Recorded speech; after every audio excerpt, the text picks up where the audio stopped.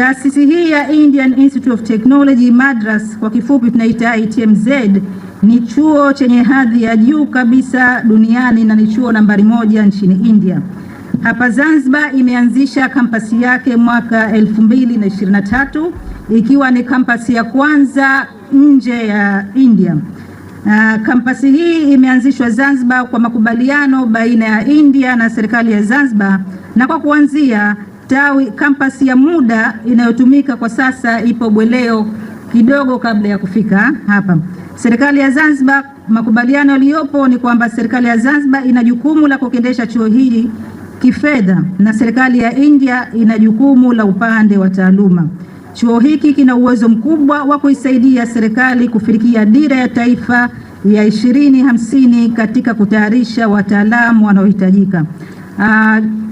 Programu zilizopo hapa zinazoendelea sasa hivi ni za AI na data science. Kwa hiyo ni programu muhimu sana katika kutayarisha wataalamu wanaohitajika katika kutimiza vision yetu. Mheshimiwa mgeni rasmi, Serikali ya Mapinduzi ya Zanzibar imetoa eneo hili kwa ajili ya kujenga kampasi za kudumu za ITM.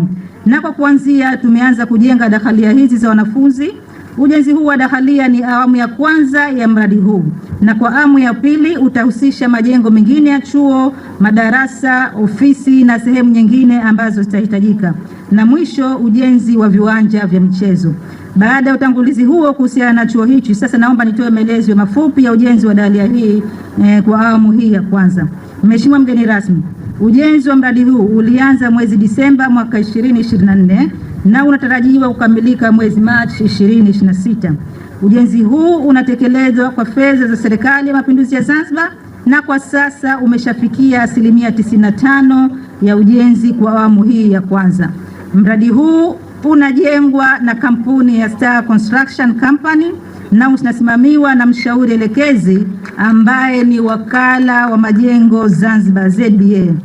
Mradi huu unatarajiwa kugharimu shilingi bilioni 13 milioni 98 kwa mujibu wa mkataba, ambapo hadi kufikia sasa mkandarasi ameshalipwa shilingi bilioni 7 na milioni 700 sawa na 58% ya fedha zote kwa mujibu wa mkataba.